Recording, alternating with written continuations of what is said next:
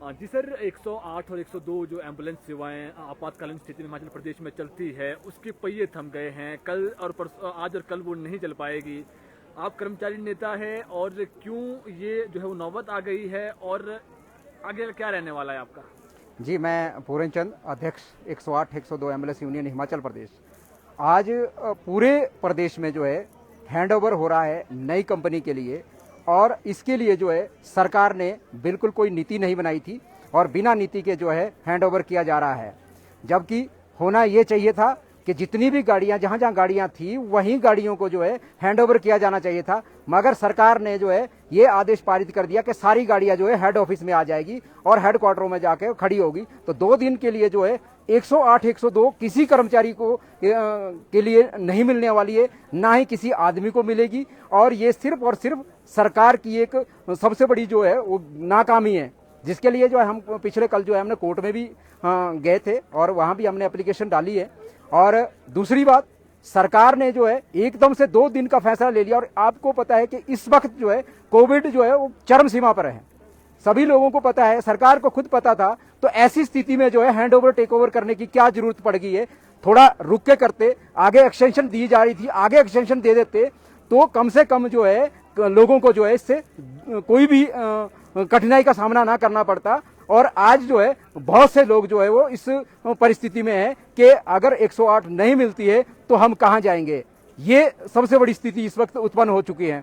और हम आज जो हमारे कर्मचारी भी इस सोच में है कि जो नई कंपनी आ रही है वो हमें रखेगी कि नहीं रखेगी। और आज जो है हैंडओवर टेक ओवर हो रहा है तो कर्मचारी जो है सभी के सभी जो है वो गाड़ियां लेके तो पहुंचे हुए, मगर उसके बाद ये पता नहीं है कि गाड़ियां चलेगी कि नहीं चलेगी। ये सोचने का विषय है। और हमारे यूनियन के जो 200 से ज्यादा जो कर्मचारी है, पदाधिकारी हैं, उन सभी लोगों को जो है नई कंपनी ने मना कर दिया है कि हम लोग आप लोगों को नहीं रखेंगे। तो ऐसा क्यों हुआ है ये हम सरकार से जानना चाहते हैं। और जबकि हम सरकार के साथ पूरी यूनियन खड़ी रही, सरकार कोविड में हमने साथ दिया, हर जगह जब भी जरूरत पड़ी हमने साथ दिया है, कंपनी ने हाथ खड़े कर दिया, हमने साथ चले हैं और सरकार को जो है हमने हर जगह जो है सपोर्ट किया है। आज हमारे कर्मचारियों को बाहर किया जा रहा है, जिनको राष्ट्रपति तक के पुरस्कार मिले हैं, ऐसे लोगों को जो है कंपनी जो है नई कंपनी आई है वो जो है दरकिनार कर रही है। उनकी जो वो सुविधाएं हैं जो उन्होंने लोगों को पहुंचाई है उसको जो है वो नहीं मान रही है। तो ऐसे में जो है हमारे कर्मचारी जो है रोष में है। और ऐसी स्थिति में जो है हम लोग जो है सरकार से जो है वो मांग करते हैं कि तुरंत जो है जितने भी कर्मचारी है हमारे जो 2010 से कार्य कर रहे हैं, उनको सभी को जैसे हैं वैसे के वैसे ही उनको ड्यूटी दी जाए और वो जैसे काम कर रहे हैं वैसे ही कार्य करते रहें। ये हमारी डिमांड है। आपकी जो है मुलाकात भी सीएम से हुई है और स्वास्थ्य मंत्री से हुई है। उस वक्त आपको कहा गया कि जब नई कंपनी आएगी तो आपको ही रखा जाएगा। आप कह रहे हैं कि 200 कर्मचारियों को बाहर कर दिया गया है। कैसे बाहर किया गया है? क्या नियमों को ताक पर रख करके जो है बाहर किया गया है? और इसके अलावा ये भी रहेगा कि आज और कल जो है वो नहीं चलेगी, लेकिन क्या परसों से जो कर्मचारी हैं वो चलाएंगे 108 और 102? क्योंकि एपिडेमिक चल रहा है और हालात जो है वो बाहर है और इमरजेंसी में वही 2 ऐसी वाहन सेवाएं हैं जो चलती है। क्या रहने वाला आगे आपका? देखिए, हमें दुख है इस बात का कि जितने लोग जो है सीएम से मिलने आए थे उन सभी लोगों को निकाल दिया गया है। उनको किसी भी कर्मचारी को जो है उनका जो है उनको ऑफर लेटर नहीं दिया गया कि भाई आप लोग जो हमारे साथ काम करेंगे। दूसरी बात, हमने सरकार से बात की, सरकार के जो अधिकारी उनसे बात की, उन्होंने भी कहा कि सभी लोगों को रखा जाएगा। फिर आज ऐसी क्या स्थिति आ गई कि 200 कर्मचारियों को जो है, और जो ट्रेंड लोग हैं जिन्होंने आपातकालीन में 20-20 पेशेंट जो है कोविड के एक साथ लेके गए हुए, पूरा दिन सुबह से लेकर के शाम तक 20-20 कर्मचारी कोविड के पेशेंटों को जो पहुंचाया हुआ है, आज उन लोगों के लिए नौकरी के लाले पड़ गए हैं। आज क्यों उनका रोजगार छीना जा रहा है? ऐसा क्या स्थिति हो गई है? तो हम लोग ये सरकार से भी जानना चाहते हैं और साथ में आम जनता से अपील करते हैं कि आप लोगों की सुविधा के लिए एम्बुलेंस चलाई गई है। अगर आप लोगों को दुविधा होती है, आप लोगों को परेशानी होती है, तो इसका जिम्मेदार कौन है? आप लोग सरकार को चुनते हैं, सरकार ऐसे निर्णय लेती है कि जिस वक्त जो है कोविड, आपको पता है कि शाम को 7 बजे के बाद जो है सारा सब कुछ बंद कर दिया गया, सुबह 5 बजे तक जो है कर्फ्यू लगा दिया गया है। आप खुद देखिए कि सरकार खुद तो बहुत अच्छा कर रही है, मगर जहां एम्बुलेंस की बात आती है वहां वो अपने हाथ खड़े कर देती है। जब हमने जो कंपनी बाहर से आई है, बिहार से कंपनी आई है, उनके अधिकारियों से बात की, उन्होंने साफ मना कर दिया कि हम जो है अपनी मर्जी से चलाएंगे, हमें सरकार कौन होती है बोलने वाली। तो हम जानना चाहते हैं कि सरकार का क्या उनके ऊपर कोई अधिकार नहीं है? सरकार क्यों इस तरह से ऐसी कंपनी को ला रही है जो हमारे हिमाचल के लोगों को जो है दुविधा में डाल रही है। ये कंपनी कहाँ की है और क्या इनका करार हुआ था? क्या ये हुआ था कि आपको ही रखा जाएगा पहले?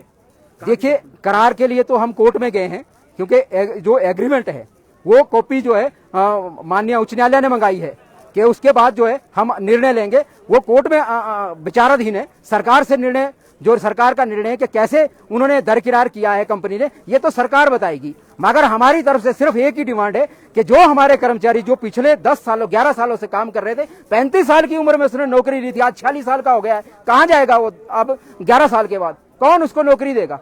और उन्होंने अपनी जीवन का जो मेन जो सिचुएशन थी कोविड में, उन्होंने अपनी जान की परवाह ना करते हुए 5 बार 6 बार वो पॉजिटिव आए हैं, मगर उन्होंने ये नहीं सोचा कि हम किसके लिए, सिर्फ मात्र 10 और 12 हजार रुपया तनख्वाह मिलती है, कोई बड़ी भारी नहीं मिलती है, मगर उनकी एक सेवा भाव से वो काम कर रहे हैं। आज उनकी सेवा को दरकिरार किया जा रहा है। राष्ट्रपति तक पुरस्कार उनको मिले, प्रधानमंत्री के पुरस्कार उनको मिले, मुख्यमंत्री के पुरस्कार उनको मिले, और ना जाने कितने पुरस्कार उन लोगों ने लिए हैं।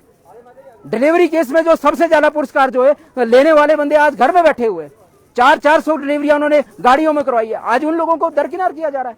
आखिरी सवाल है सर, क्या मंडे से कर्मचारी आएंगे, गाड़ियां चलाएंगे या नहीं चलाएंगे? और एस्मा वाली भी बात है कि एस्मा को लेकर के कुछ कह रहे थे आप। देखिए, सबसे बड़ी बात यह है कि जब कर्मचारी अपना विरोध प्रदर्शन करता है तो उसके ऊपर एस्मा लगा दिया जाता है, और जब आज जो सरकार ने किया है वो कोई एस्मा के तहत नहीं चलता है। गाड़ियां रोक दी है आपने, लोगों की जिंदगी थम गई है उससे। आज अगर आपको पता है कि बर्फ पड़ा हुआ है, कोई आदमी फिसल जाता है तो उसको उठाने वाला कोई नहीं है। ये 108 ऐसी एम्बुलेंस सर्विस है जो इमरजेंसी में घर तक पहुंचती है, घर तक लोगों को सुविधा देती है। मेरा आम जनता से यही निर्णय है, मैं निवेदन कर रहा हूं कि आप जागिए, ये आप लोगों की सुविधा के लिए चलाई गई है। अगर अनट्रेंड आदमी उसमें आ जाएंगे तो आप लोगों की जिंदगी खतरे में पड़ जाएगी। आप लोगों को जो है वो सही तरीके से हॉस्पिटल तक नहीं पहुंचा पाएंगे। हमारे लोग जो है वो 90 दिन की ट्रेनिंग करके आए हैं, 60 दिन की ट्रेनिंग करके बाहर से आए हैं। उन लोगों को जो रखा गया था, आज उन लोगों की नौकरी पर खतरा है।